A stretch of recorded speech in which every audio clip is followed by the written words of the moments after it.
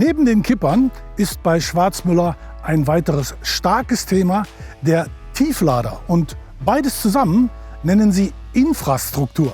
Wobei unser Schwerpunkt auf Tiefladeanhängern liegt mit maximal 5 Achsen und Tiefladeaufliegern mit maximal 4 Achsen. Also eher für mittelschwere Lasten geeignet.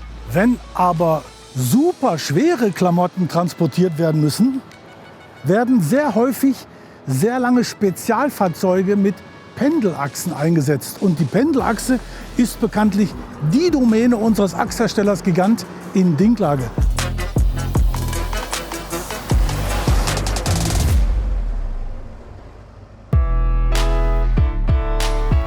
Dieser 4-Achs-Tiefladeauflieger verfügt über 11 Tonnen Achsen von SAF mit Trommelbremse. Die dritte und vierte Achse sind nachlaufgelenkt und alle sind zwillingsbereift. Ja, jede Menge Reifen. 16 mal 2 45/70 auf der 17,5 Zoll Felge. Und jede Menge Ladungssicherungsmöglichkeiten auf der Ladefläche. 10 Tonnen Zurringe und 5 Paar Steckrungenplätze für den Formschluss.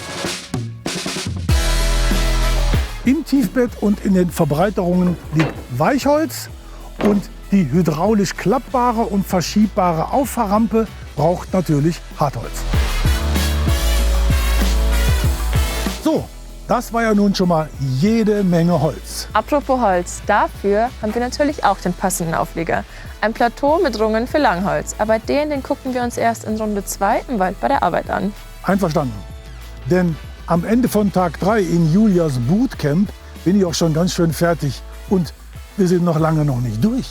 Und ich glaube, Julia, du hast auch noch etliche andere Spezialitäten im Köcher.